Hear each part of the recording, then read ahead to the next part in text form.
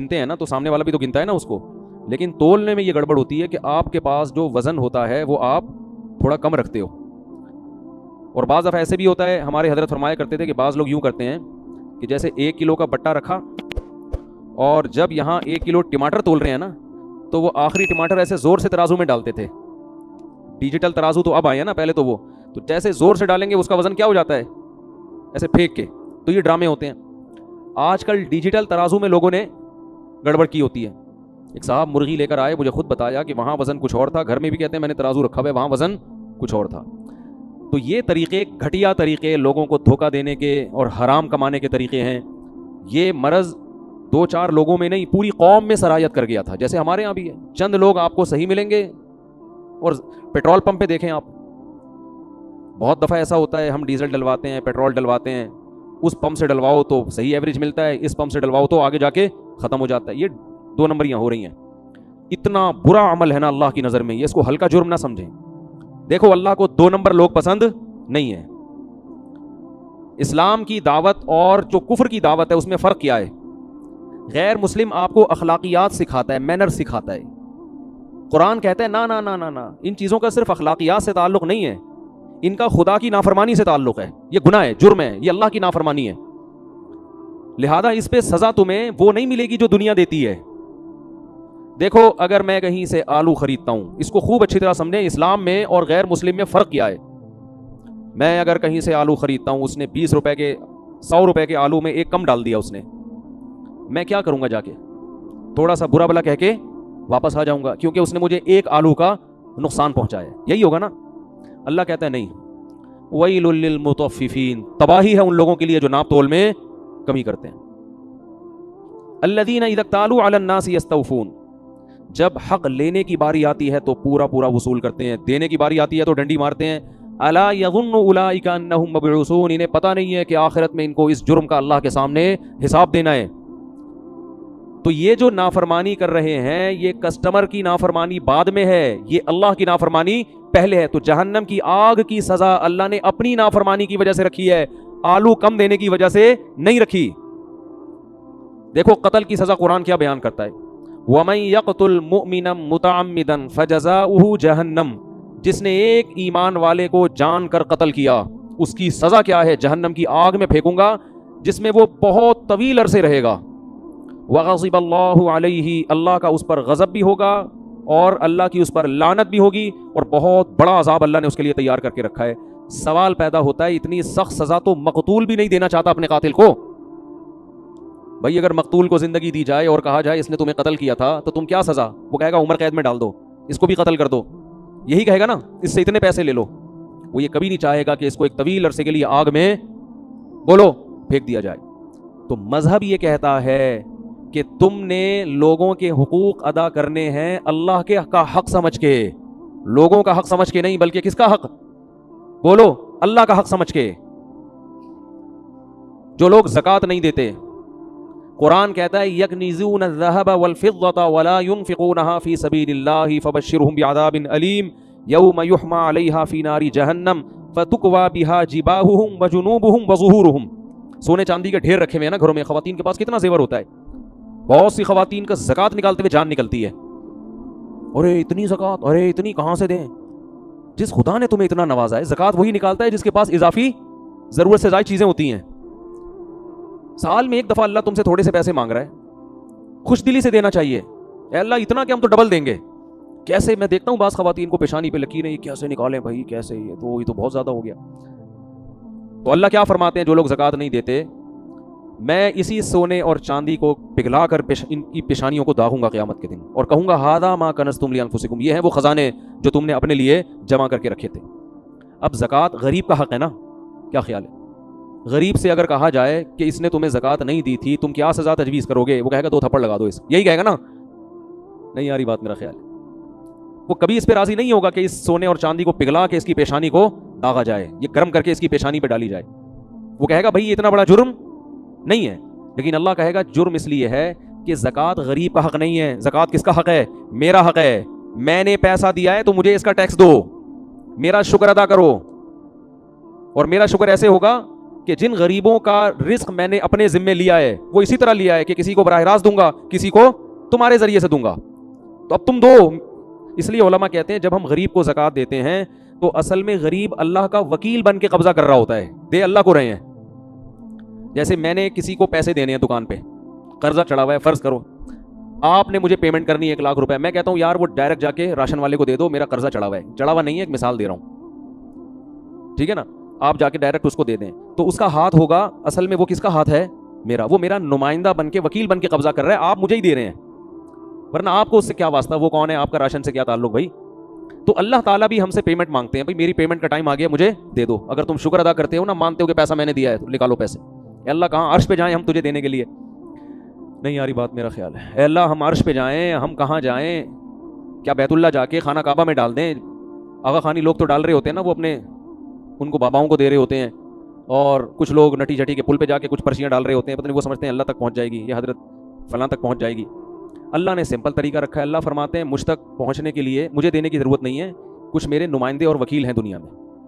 اس نوعیت کے جو غریب تمہیں مارکیٹ میں نظر آئے, کوئی بھی نظر آئے تو بس وہ میرا نمائندہ ہے, اس کو پکڑا دو, نہیں دیا تو میں نہیں چھوڑوں گا تمہیں. سمجھ میں نہیں آ رہی بات.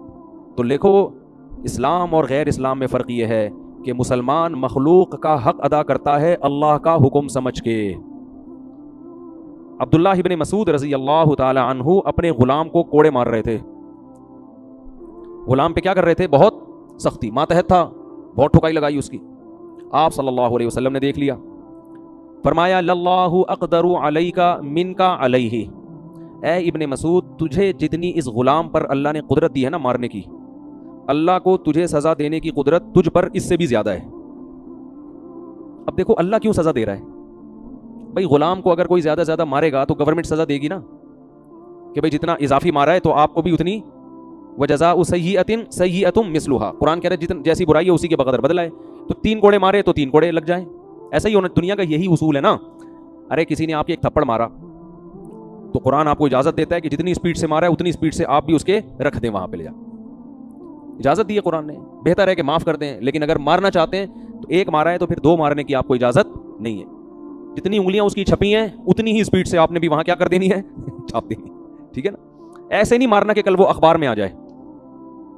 وہ حضرت موسیٰ علیہ السلام نے جو مکہ مارا تھا نا, جس پہ بندہ اخبار میں آ گیا تھا, وہ ان کی نیت تھی نہیں, اس کی قسمت تھی کہ وہ اگلے دن اس کا نام, پہلی سرخی تھی یہی کہ حضرات فلاں جگہ پر ایک فرعونی کی لاش ملی ہے, سمجھ میں نہیں آ رہا کہ وہ مرا کیسے ہے.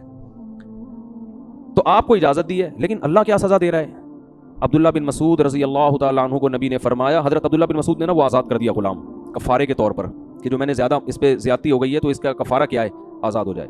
تو آپ نے کیا فرمایا, اگر تم اس کو آزاد نہ کرتے تو جہنم کی آگ تمہیں چھوتی, آگ کا کچھ نہ کچھ حصہ پہنچتا تمہیں جو تم نے اس پہ اس کے ساتھ زیادتی کی ہے. تو اب دیکھو یہی بات ہے کہ غلام پر ظلم یا زیادتی کرنا یا ماتحتوں پہ ظلم زیادتی کرنا, ایک نوعیت تو اس کی یہ ہے کہ وہ آپ کا غلام ہے, ایک نوعیت کیا ہے, وہ اللہ کا بندہ ہے اور اللہ نے آپ پر پابندی لگائی ہوئی ہے. لہذا پنشمنٹ کس کی طرف سے ہوگی, اللہ کی طرف سے. حکم دینے والا جب تبدیل ہوتا ہے تو حکم کی نوعیت کیا ہو جاتی ہے, چینج. ہر جرم ایک جیسا نہیں ہوتا. آپ کو آپ کا بھائی کہتا ہے پانی لے کر آؤ, بڑا بھائی کہتا ہے, آپ نہیں لاتے, یہ بھی جرم ہے.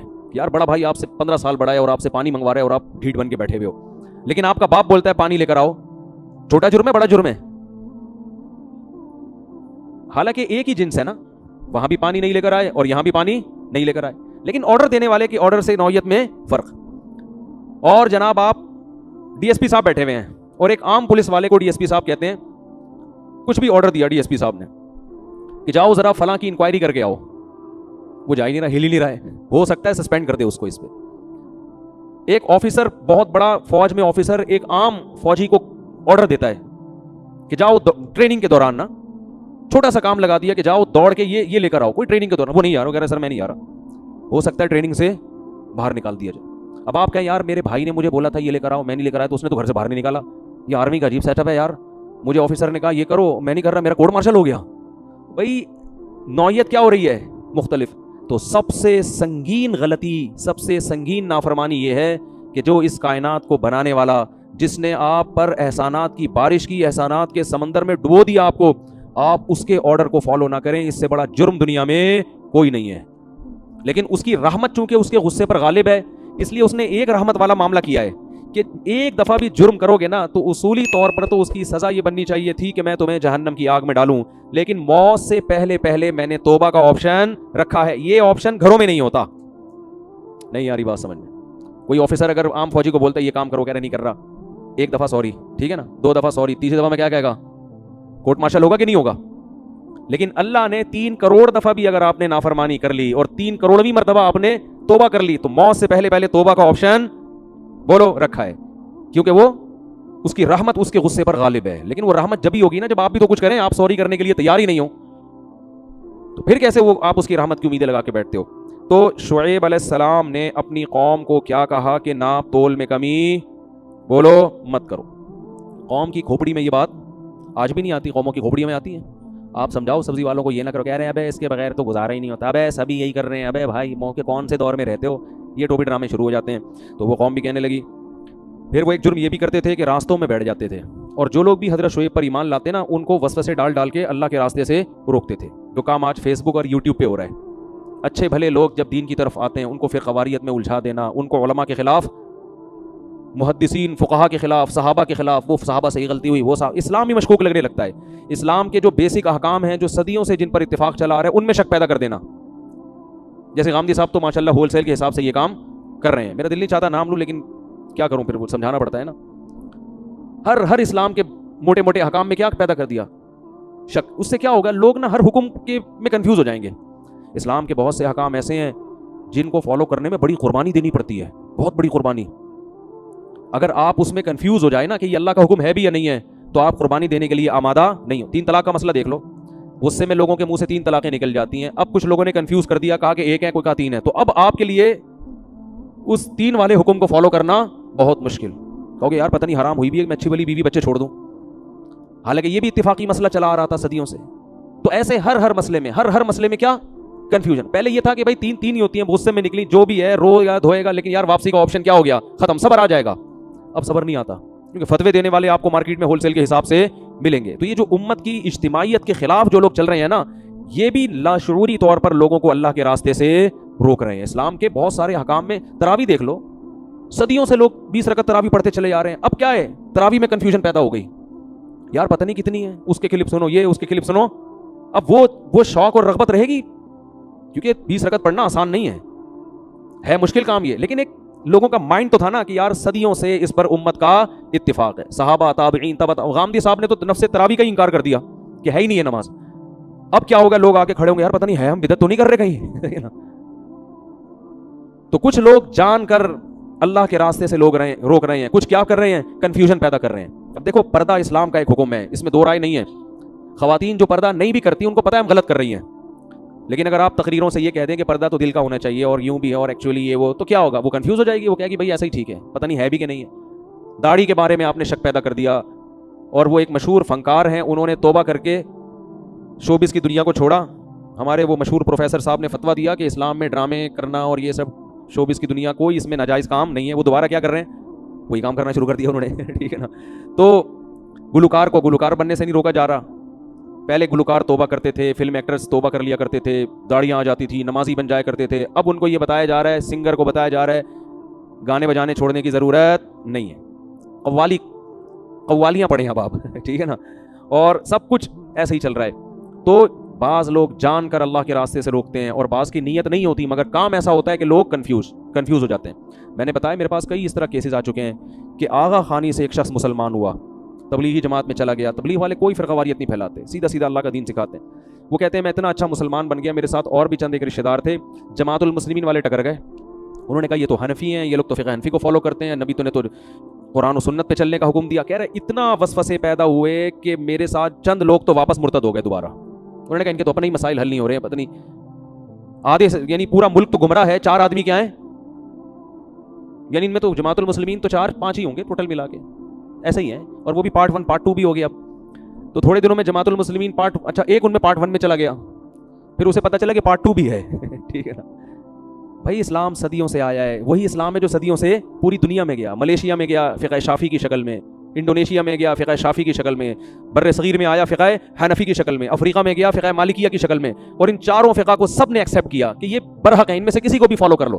اب آ کے آپ ایک ایسا کام کر رہے ہیں کہ سارے غلط ہیں، ہم کیا ہیں؟ ہم صحیح ہیں. تو اس کا مطلب آپ غلط ہیں، باقی سارے صحیح ہیں. 4 آدمی جنت میں نہیں جائیں گے. 4 سے مراد 4 لاکھ بھی ہو سکتے ہیں، 4 کروڑ بھی ہو سکتے ہیں. مسلمان تو اربوں میں رہے ہیں ہمیشہ. 4 آدمیوں کو آپ جنت میں لے جانے کے لیے لاکھوں کروڑوں کو کیا قرار دے رہے ہیں؟ گمراہ. تو اللہ کے راستے سے روکنے کے بہت سارے طریقے ہیں، کچھ دانستہ اور کچھ نادانستہ طور پر. خیر، شعیب علیہ السلام کی قوم یہ جرم کرتی تھی، تو اللہ نے جب شعیب علیہ السلام دعوت دیتے دیتے دیتے طویل عرصہ گزر گیا نا، قوم پیسوں کے معاملے میں یاد رکھو لوگ مولاناؤں کی بات نہیں مانتے. ان کے ساتھ بھی یہی مسئلہ ہو رہا تھا. قرآن میں دوسرے مقام پر آتا ہے کہ الصلاۃ تأمرک ان نترک ما یعبد آباؤنا ونفعل فی اموالنا ما نشاء. آپ نماز پڑھیں شعیب علیہ السلام، ہم آپ کو نماز سے منع نہیں کرتے. ہماری تجارت میں آپ دخل اندازی مت کریں. پیسہ کیسے کمانا ہے یہ آپ کو نہیں پتا، یہ ہمیں پتا ہے. اب لوگ مولویوں سے تجارت کے مسائل نہیں پوچھتے. میں نے پچھلے سال نا تبلیغ کے کچھ اکابر تھے کیا ہیں، اللہ ان کی عمر میں برکت دے، پروگرام بنایا کہ ہم تاجروں کے لیے ورک شاپ کرواتے ہیں، ان کو تجارت کے مسائل سکھائیں گے. بڑے بڑے تاجروں سے میں نے رابطہ کیا، کسی نے لفٹ نہیں کرائی. میں نے ان بزرگ کو فون کیا، میں نے کہا لفٹ ہی نہیں کرا رہا کوئی. ویسے حضرت جی ہر وقت آگے پیچھے، مفتی صاحب ہمارے یہاں کب آئیں گے، ٹھیک ہے نا. اور نارملی بیان کے لیے بہت لوگ، انہوں نے کہا یہ جو تجارت کے مسائل کا لیبل ہے نا یہ بڑا خطرناک ہے. لوگ یہ سمجھتے ہیں مولانا لوگ ہماری تجارت میں کیا کر دیں گے، ٹانگ اڑا دیں گے، یہ حرام ہے، یہ ناجائز ہے. اچھا بھلا ابھی چل رہا ہے، چلنے دو، پتہ نہیں فیکٹری ہی نہ بند کروا دیں کہیں. سمجھ میں نہیں آ رہی بات، حالانکہ ایسا بالکل بھی نہیں ہے. تو انہوں نے کہا ٹیکنیکل طریقے سے آپ ان کو یہ نہیں بتائیں کہ ہم تجارت کے مسائل بتا رہے ہیں، یہ مسائل کے لفظ سے ڈریں گے. ان کو یہ بتائیں ہم تجارت کے فضائل کی ورکشاپ کروا رہے ہیں. صحیح ہے نا، اسلام میں تجارت کے فضائل بھی ہے نا. لیبل فضائل کا ہو، جیسے وہ لیبل ہوتا ہے امت کے اتحاد کا، کام کیا ہو رہا ہے آگ لگانے کا. وہ بزرگ نے یہ لکھا، وہ بزرگ نے یہ لکھا، امت کو میں جوڑ رہا ہوں. ابھی عجیب طریقے سے جوڑ رہا ہے بھائی. تو میں لوگوں سے کہتا ہوں نا، آپ نے اپنے تمام رشتہ داروں کو گھر میں بلایا، دعوت دی، سب آ کے بیٹھ گئے. پھر آپ نے سب کے عیب نکالنا شروع کیے. میرے ماموں اس دن یہ کر رہے تھے، میرے چاچو اس دن یہ کر رہے تھے، تیرے پپا نے یہ کیا. اب جب سب میں آگ لگ گئی، کیا کر رہا ہے؟ کہہ رہے میں رشتہ داروں میں جوڑ پیدا کر رہا ہوں، فرقہ واریت کو ختم کر رہا ہوں. تو ہم کیا لگائیں گے؟ لیبل فضائل کا. ان کو بتاتے رہیں گے بھائی یہ حرام ہے، یہ ناجائز ہے. لیکن صحیح عالم کیا کرتا ہے، وہ یہ نہیں کہتا کہ صرف کہ یہ حرام ہے، بلکہ وہ اس کا آلٹرنیٹ بتاتا ہے. بھائی یہ ناجائز ہے لیکن یوں کر لو تو آپ کا پروفٹ بھی کم نہیں ہوگا، لیکن یہ تجارت کیا ہو جائے گی، جائز ہو جائے گی. لیکن لوگ بڑے ڈرتے ہیں، وہ کہتے ہیں مفتیوں کے سر پہ سینگ لگے ہوئے، یہ ٹکر ماریں گے ہمیں، ہمارا اچھا بھلا کام چل رہا ہے، دھندا چل رہا ہے، اس کا بیڑا غلط کر دیں گے. لیکن بہرحال اچھے لوگ بھی دنیا میں موجود ہیں. بہت سے تاجر پوچھتے ہیں. اب ایک پرسوں چند دن پہلے تاجر کا فون آیا کہ میرا کنٹینر آ رہا ہے، 20 لاکھ کا کنٹینر ہے، میں نے 25 میں فروخت کر دیا ہے آگے، حالانکہ کنٹینر ابھی پورٹ سے لگا نہیں ہے. بھائی یہ تو جائز نہیں ہے. نبی صلی اللہ علیہ وسلم کی صحیح حدیث ہے، کوئی بھی چیز قبضے میں لیے بغیر آپ آگے نہیں بیچ سکتے. اب میں صرف اتنا کہہ دیتا جائز ہے، وہ کہتے ہیں ابے یار یہ 5 لاکھ کا اچھا بھلا پروفٹ کیا ہو گیا، تیل ہو گیا. اب تو ہم کر ہی نہیں سکتے، سارے تاجر پہلے سے ہی کر رہے ہیں یہ سب کچھ. تو آلٹرنیٹ بتا دیتا ہے آدمی. بھائی آپ ایسا کریں، کنٹینر ابھی لگا نہیں ہے، آپ بیچیں نہیں، بیچنے کا وعدہ کر لیں. سمجھ میں آ رہی ہے بات؟ کیا کر لیں؟ بیچیں نہیں نا، بیچنے کا کیا کر لیں، وعدہ کر لیں. بکنگ کے پیسے لے لیں ایڈوانس، بے شک 25 لاکھ ایڈوانس لے لیں، کہیں ابھی میں نے بیچا نہیں ہے، یہ صراحت کریں. کنٹینر پہلے لگے گا، میرے قبضے میں آئے گا، اس کے بعد میں آپ کو بیچوں گا، اور اس وقت آپ کو یہ حق حاصل ہوگا کہ آپ خریدنے سے انکار کر دیں، کیونکہ ابھی بیچا ہے نہیں. انکار کریں گے آپ کو آپ کی پیمنٹ واپس مل جائے گی. لیکن عام طور پر ایسے موقع پہ کوئی انکار کرتا ہے نہیں. سمجھتے ہو کہ نہیں سمجھتے ہو؟ تو ایک چیز قبضے میں ہے نہیں، ایسے بیچ در یہ تو ایک قسم کا سٹا ہے یہ، اور یہی ہو رہا ہے فورکس ٹریڈنگ میں، یہی ہو رہا ہے نا. آپ دیکھو جو انٹرنیٹ پہ ٹریڈنگ ہو رہی ہے زیادہ تر، تو قبضے میں لائے بغیر چیز بیچ نہیں سکتے. ہاں پلاٹ ایسی چیز ہے جو اگر آپ نے خرید لیا تو قبضہ کیے بغیر بھی بیچ سکتے ہیں. سمجھتے ہو کہ نہیں سمجھتے ہو؟ تو پلاٹوں کی فائلیں تو ادھر ادھر، لیکن اس میں بھی یہ ضروری ہے کہ خریدا ہو، آپ کی ملکیت میں آ گیا ہو، اور یہ پتا ہو کہ ہے کہاں. اب یہ مسائل کا پورا سیشن شروع ہو جائے گا، پھر میں آگے چلتا ہوں. یہ تو واضح و نصیحت کی باتیں ہیں نا. تو خرید و فروخت کے اسلام کا ایک نظام ہے، آپ نے اس نظام کو فالو کرنا ہے. ہم انگریز نہیں ہے کہ جیسے چاہیں تجارت کریں. وہ تو کرتے رہتے ہیں، پتہ نہیں کیا کیا چیزیں نکال رہے ہوتے ہیں. 4 آدمی کو تم یہ بیچو تو وہ آگے ہر 4 میں سے ہر ایک آگے 4 کو بیچے گا، تو ان کا بھی پروفٹ تمہیں ان کا تجھے کس کھاتے میں مل رہا ہے؟ ان کا پروفٹ ہے بھائی. ایک دفعہ ہمارے پاس ایک صاحب آئے، ہمارے استاذ بھی بیٹھے ہوئے تھے، کہنے لگے کہ ہم نے یہ جوسر مشین بنائی ہے، ایکچولی نہیں بلکہ میڈیسن تھی، کوئی وٹامن کی تھی، کوئی ایک جنرل جو ہوتی ہے نا، ایک عام جو لوگ عام طور پہ استعمال کرتے ہیں. کہا ہم یہ اس طرح سے بزنس کر رہے ہیں کہ ہم یہ بیچیں گے جتنوں کو بھی، ان کو ہم یہ سہولت دیں گے کہ آپ نے بھی آگے 10 آدمیوں کو بیچنی ہے، پھر وہ 10 میں سے ہر ایک 10 کو، تو ان میں سے ہر ایک کا کمیشن ان 5 کو ملے گا. اب اس کی وجہ سے اس میڈیسن کی جو مارکیٹ ویلیو سے زیادہ ویلیو پہ بیچ رہے ہیں، وہ ظاہر ہے نارمل ویلیو پہ بیچنے کے لیے اس تکلف کی ضرورت تھوڑی ہے. میرے ذمے ہمارے استاد نے لگایا ہوا تھا ان کم وقتوں کو سمجھو یہ کر کے آ رہے ہیں معذرت کے ساتھ. تو میں ان کے آفس میں چلا گیا, ان کی پریزنٹیشن جو بھی تھی نا وہ سن کر آیا میں.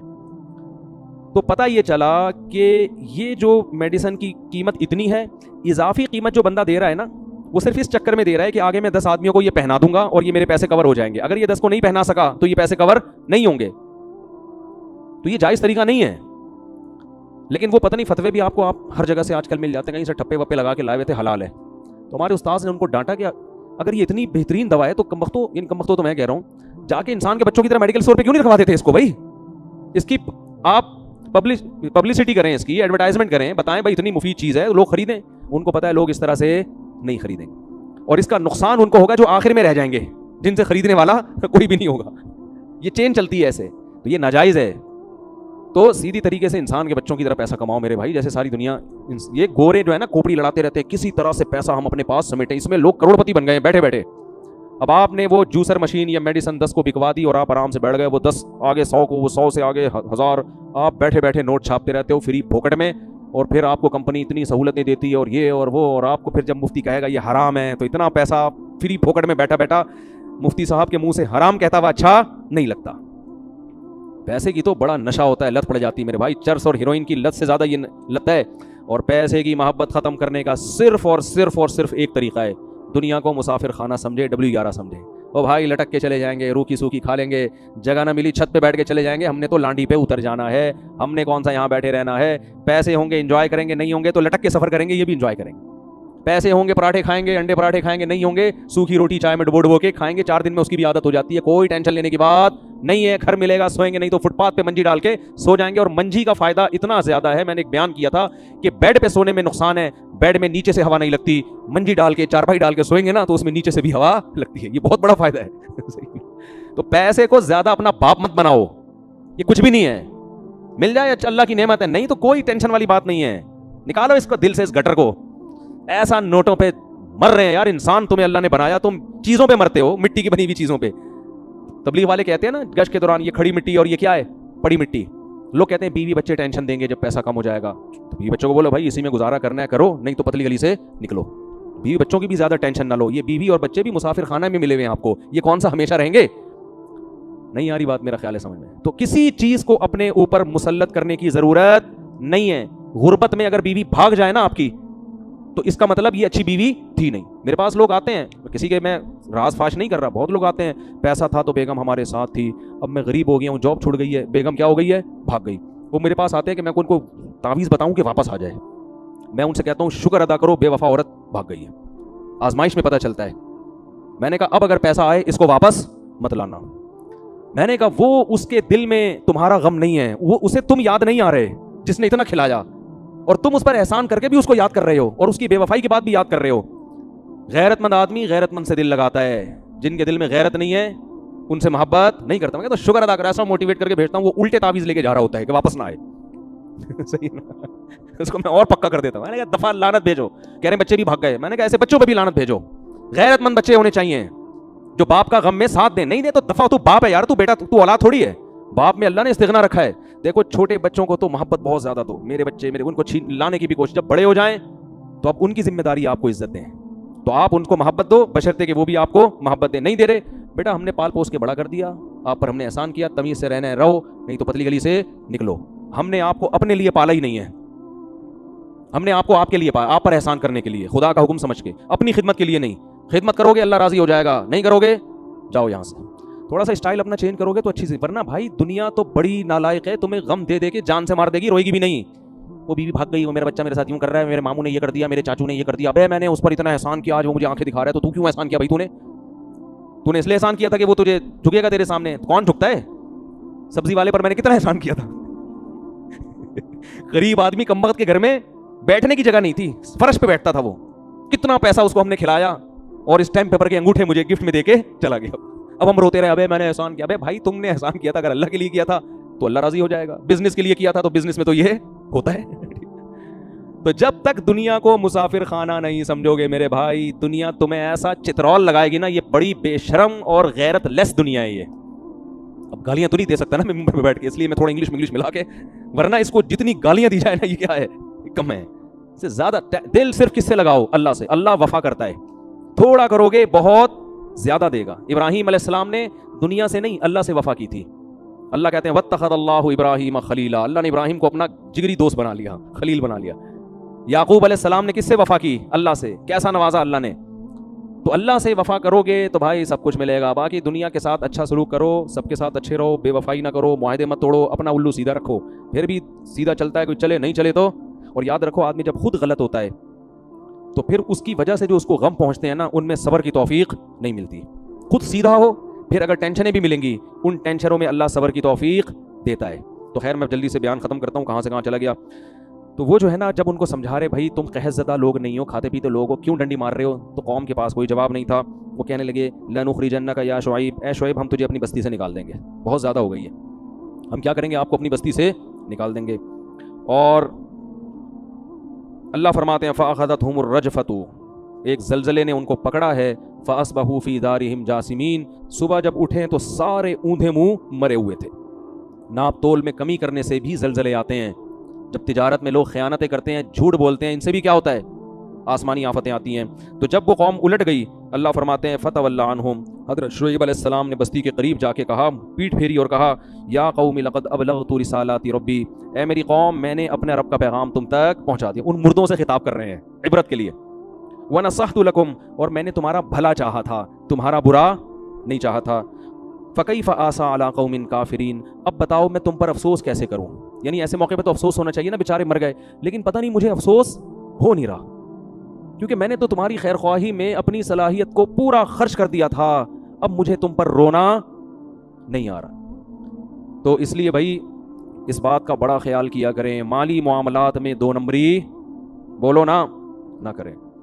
بہت دو نمبریاں ہو رہی ہیں. کمپنیاں بھیجتی ہیں آپ کو گاڑی ریپیئر کروانے کے لیے, جتنے کی ریپیئر ہو بل بنا کے لے آنا. دونوں طرف سے کھانچے کھلے ہوئے ہیں. میکینک سے کھانچا یہ کھلا ہوا ہوتا ہے کہ بل زیادہ بنا کے دینا. 1000 کا کام ہوا ہے تو بل کیا بنے گا, 1200 روپے کا. زیادہ بنانے کے عوض میں 50 تیرے اور 150 میرے. یہ ہو رہا ہے سعودی عرب میں بھی ہو رہا ہے, دبئی میں بھی ہو رہا ہے, اور ماشاءاللہ ہمارے ملک میں تو سب سے زیادہ ہو رہا ہے. تو یہ ناجائز ہے. یہ کہاں سے جائز ہو گیا؟ خیانت کیوں کر رہے ہو آپ اس کے ساتھ؟ ہوتا ہے کہ نہیں ہوتا؟ ایک صاحب نے مجھے اپنا واقعہ سنایا کہ ایک عربی ایکسیڈنٹ ہو گیا میرا عربی کی گاڑی سے, غلطی عربی کی تھی, تو شرطوں نے پکڑ لیا, تو شرطوں نے عربی پہ جرمانہ ڈالا. اب وہ جرمانہ یہ ڈالتے ہیں کہ بھائی جو پارٹس خراب ہوئے ہیں ریپیئر کروانے ہیں یا نئے بنوانے ہیں. تو اگر ریپیئر کروانے ہیں تو ان کے پیسے الگ ہیں, نئے بنوانے ہیں تو کہنے میں نے کہا نئے بنوانے ہیں. اس نے نئے کے پیسے دیے, کہنے میں نے نئے بنوانے کے بجائے انہیں کو ریپیئر کروا دیا. یہ بھی غلط ہے, ناجائز ہے. سمجھ میں آ رہی ہے بات؟ کیونکہ قرآن کہہ رہے وجزاء سیئۃ سیئۃ مثلھا, جس نے برائی کی ہے نا تو تم اس سے اتنا بدلہ لے سکتے ہو کہ اس برائی کی تلافی ہو جائے. تو تلافی ریپیئرنگ میں ہو رہی ہے تو نئے پارٹس ڈالنے کی آپ کو کیا ضرورت؟ اور اگر آپ سمجھتے ہو کہ نئے پارٹس ڈالے بغیر تلافی نہیں ہوگی تو آپ سچ کیوں نہیں بول رہے اس کے ساتھ؟ تو ہر جگہ چونا لگایا جا رہا ہے, ہر جگہ دو نمبری, ہر جگہ پیسوں میں خیانت. کوئی کسی کا حق دینے کے لیے تیار نہیں ہے. اللہ کو سخی لوگ پسند ہے, پیسہ ایسے خرچ کیا کرو, ایسے اڑایا کرو, مزہ نہ آئے پیسے واپس. اچھا لگتا ہے آدمی, گھر میں بھی اچھا لگتا ہے, بیوی کو بھی اچھا لگے گا, بچوں کو بھی اچھا لگے گا, دوستوں کو بھی اچھا لگے گا, اللہ کو بھی اچھا لگے گا. ایسے بیٹھے ہوئے ہوتے ہیں نا, اتنے اکاؤنٹ میں پیسے رکھ کے وہ جمع کیے ہوئے ہیں, ویسے دیکھتے رہتے ہیں اتنے کروڑ ہو گئے, اتنے کروڑ. ابے نکال کے خرچ کرو یار, کھاؤ, خریدو, کچھ بھی خرید کے بیچو, بزنس کے لیے نکال لو, رکھو نہیں. یہ رکھنے والی چیز نہیں ہے. ہاں اتنا نہ کرو کہ کل دوسروں سے بھیک مانگنی پڑے. اپنی بنیادی ضرورتوں کو پورا کرنا چاہیے پہلے انسان کو. لیکن اللہ کو سخی آدمی پسند ہے, اللہ بھی سخی ہے. وقالت الیہود ید اللہ مغلولہ, کل جو ہم نے قرآن پڑھا نا اس میں یہودی کہتے تھے کہ اللہ ہمیں صحیح طرح دیتا نہیں ہے جیسے دینا چاہیے نا, ہمارے ایکسپینسز زیادہ ہیں, ٹھیک ہے نا, اور ارننگ اس حساب سے بولو کم ہے. جبکہ ہم نے علماء سے سنا ہے, بڑے غریب علماء سے بھی ہم نے سنا, کہتے ہیں میرے جتنے خرچے ہیں نا اللہ مجھے اس سے کئی گنا زیادہ دیتا ہے. جب دل بڑا ہوتا ہے تو انسان ایسی باتیں کرتا ہے. میرے شیخ حضرت مفتی رشید احمد صاحب رحمہ اللہ تعالیٰ کی دارالعلوم کرنگی میں تنخواہ بہت تھوڑی تھی, اور پورے سال پیسے جمع کر کے نا, اپنی تنخواہ سے بچا کے پیسے جمع کر کے پھر لاہور کا اپنے شیخ کی زیارت کے لیے ایک دفعہ سفر کرتے تھے. یعنی ٹرین کے ٹکٹ کے لیے تنخواہ بچا کے سال میں ایک دفعہ ٹکٹ کے پیسے بنتے تھے. اور فرماتے ہیں اس دور میں حضرت کیا کہتے تھے, اللہ نے مجھے اتنا دیا ہے کہ میری ضرورتوں سے کروڑہ گنا زیادہ ہے. کیونکہ ضرورت تو ہماری یہ ہے کہ 2 وقت کی روٹی مل جائے اور رات سونے کے لیے سر چھپانے کی جگہ مل جائے, بس یہ کیا ہے. باقی غریبیاں ہیں, کہتے اللہ نے غریبیاں 2 کے بجائے 3 وقت کی روٹی مل رہی ہے. سال میں ایک دفعہ لاہور کا سفر بھی ہو رہا ہے, یہ تو غریبی ہے نا. نہیں آ رہی بات, میرا خیال ہے سمجھ. تو شکر ادا کرو گے نا اللہ نے یار جتنا ہماری ضرورت ہے اس سے کئی گنا. ابے دیکھو افطاری پہ کیا مزہ آتا ہے یار, کتنا کچھ رکھا ہوا ہوتا ہے آج دسترخوان پہ, غریب آدمی کے دسترخوان پہ بھی کیسا پھوڑ پھاڑ کے طبیعت سے آتے ہیں جو تباہی مچا دیتے ہیں نا. آپ افطاری کے ٹائم پہ ذرا پبلک کو دیکھا کرو. میں تو کبھی کبھار اپنے گھر میں نوٹ کر رہا ہوتا ہوں نا, لوگوں کو تو جا کے دیکھنا صحیح نہیں ہے کیا کھا رہا ہے. ایک ادھر ایک ہاتھ ادھر پکوڑے کی طرف گیا, ادھر فوراً سموسا چیک, کیا کھائیں, سموسا نہیں ہے ادھر دہی بڑے کی طرف آؤ, ادھر سے چاٹ کھاؤ کے دیکھو, ابے تھوڑا سا یہ لیگ پیس اٹھاؤ. ہے بھائی جتنی چیزیں ہوتی ہیں نا آدمی کنفیوز ہوتا ہے کہ کھانا کیا ہے, میں نے جلدی جلدی لگا ہوا ہے بس. کتنی نعمتیں اللہ نے دی ہیں ہمیں, افطاری ملے پھر رات کھانا نہ ملے کوئی ٹینشن نہیں ہے, کوئی کمزوری نہیں ہوگی. صبح سحری ملے کافی ہے, اور سحری ہمیں صرف کھجور بھی مل جائے نا, انسان بہترین صحت کے ساتھ زندہ رہ سکتا ہے اگر وہ صرف کھجور پانی پہ گزارا کرے. صحابہ کرام کئی مہینے کھجور اور پانی پہ گزارا کرتے تھے, اور بڑی بڑی بھاری بھرکم تلواریں لے کے میدان جنگ میں لڑا کرتے تھے. کھجور ہی ایسی چیز ہے جس میں اللہ نے سب کچھ رکھ دیا ہے, باقی سب غریبیاں ہیں. شربت بھی پی رہے ہیں, پھر پکوڑے بھی کھا رہے ہیں, پھر سموسے بھی پھوڑ رہے ہیں, اور یہ بھی, اور بریانی کی طرف ایک ٹن مارا, وہاں سے ٹن تھوڑا سا ادھر سائڈ پہ ٹن مار کے نہاری کی طرف آئے, پھر فروٹ چاٹ کی طرف ٹن مارا, ایسے کنفیوز ہو رہا تھا. اس وقت آپ کسی کے آگے سے سموسا چھین لو. میں نے ایک گھر میں لڑائی دیکھی ہے, کیا ہوا تھا, افطاری کے وقت پر آپس میں ایسی لڑائی ہوئی ہے ایک گھر میں.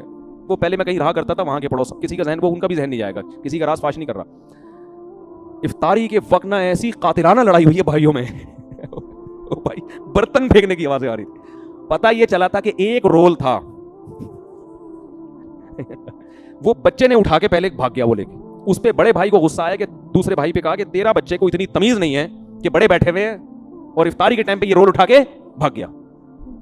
تو کہیں اس نے تھپڑ مار دیا ہوگا. بھائی نے کہا کہ ایک رول پہ تم نے اس کو تھپڑ مارا ہے. اس پہ ان کی ایسی لڑائی ہوئی ہے, تو اس لڑائی میں رول کا بہت بڑا رول تھا. افطاری کے وقت جس سپیڈ سے کھا رہے ہوتے ہیں نا, اب دیکھو کوئی سموسوں کی طرف آ رہا ہے اور آپ وہ پلیٹ اپنی طرف کھینچ لو, پھر دیکھو اس کا میٹر چارٹ ہوگا کہ نہیں ہوگا. یہ تو انسان ہے یار. تو صرف کھجور ایک ایسی چیز ہے جس میں اللہ نے بے پناہ طاقت رکھی ہے. نبی صلی اللہ علیہ وسلم نے فرمایا, جس گھر میں کھجور نہیں ہے فأہلہ جیاع, وہ گھر والے بھوکے ہیں.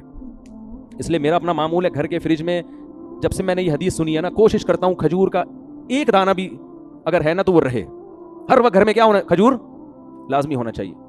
سرکہ کو نبی صلی اللہ علیہ وسلم فرمایا نعم الادام الخل, سرکہ بہترین سالن ہے. لیکن یہ نہیں جو کمپنیاں بنا رہی ہیں, یہ پتہ نہیں کیا کیمیکل ڈال رہی ہیں, جو اوریجنل سچی مچی کا سرکہ ہو, جو پتہ نہیں کہاں ملتا ہے آج کل. ہم تو ترس گئے, کوئی خود ہی بنا لے یوٹیوب پہ سرچ کر کے تو شاید ہے, ورنہ وہ ہماری دادی بنایا کرتی تھی. ایک ہماری دادی بناتی تھی شلجم کا اچار, اب وہ بھی مارکیٹ میں, اب کسی چیز پہ اعتماد ہی نہیں ہے. ایسے ہماری دادی اللہ ان کی مغفرت فرمائے ہندوستان کی تھی نا, تو وہ کھانے جو چٹپٹے وہیں سے آئے ہیں سارے انڈیا سے, تو وہ شلجم کا اچار خود اپنے مبارک ہاتھوں سے بناتی تھی. ایسے ہی اس میں مزہ ہاضم بھی ہوتا ہے بڑا ٹائٹ. پھر وہ سرکہ بھی بناتی تھی. اب نئی نسل کو تو پب جی کھیلنا آتا ہے, ان کو یہ کھانے بنانے نہیں آتے, ٹھیک ہے نا. تو وہ یہ چیزیں کیسی مزے کی چیزیں ہیں یار, ایسے شلجم کا اچار کہہ کے ہی بھوک بڑھنا شروع ہو گئی ہے, ٹھیک ہے نا. اس کا جو پانی بڑا مزے کا ہوتا ہے. تو سرکے کو نبی نے فرمایا بہترین سالن ہے. اچھا یہ جو سرکہ یہ چیزیں نہیں ہلکی سی کھائی جاتی ہے, لوگ تجربے کر رہے ہوتے ہیں یوٹیوب پہ سرچ کر کے کہ جس نے ایک چمچ سرکہ نہار منہ پیا اس کو دل کے وال کھل جائیں گے. وہ بھائی یہ یوٹیوبرز کے دھوکوں میں مت آؤ, یہ تو پھینک رہے ہیں. خالی پیٹ جب ایک چمچ سرکہ پیو گے نا, دل کے وال تو کھلیں گے, آنتیں بھی کھل جائیں گی آپ کے ساتھ ساتھ. حقیقت بتا رہا ہوں میں, وہ تیزاب کی طرح ہوتا ہے, وہ جلا دے گا آنتوں کو جا کے. ایک صاحب نے یوٹیوب پہ سرچ کر کے نا گرم پانی میں صبح لیمن کا قہوہ پینا شروع کر دیا کہ اس سے ویٹ کم ہوتا ہے. ویٹ تو کم ہوا, لیکن کیا نقصان ہوا ہے کہ وہ جو میدے کی دیواریں ہوتی ہیں نا, اس میں تولیے کی طرح کی ہوتی ہیں, وہ دانے ختم ہونا شروع ہو گئے. کیونکہ وہ یہ بھی تو ایک تیزاب ہے نا, ایسڈ ہے لیمن, خالی پیٹ جا کے آپ کی دیواروں کو متاثر کر رہے ہیں میدے. تو یوٹیوب پہ نہیں چیزیں سرچ کر کے کھایا کریں کہ وہ موٹے ہونے کے لیے یہ کھا رہا ہے آدمی اور پتلا ہونے کے لیے. وہ پتلا تو ہو جاؤ گے آپ, لیکن بہت زیادہ سائیڈ افیکٹ ہوتے ہیں. پراپر جب تک کوئی ڈاکٹر نہ ہو, پراپر صحیح حکیم نہ ہو, اس وقت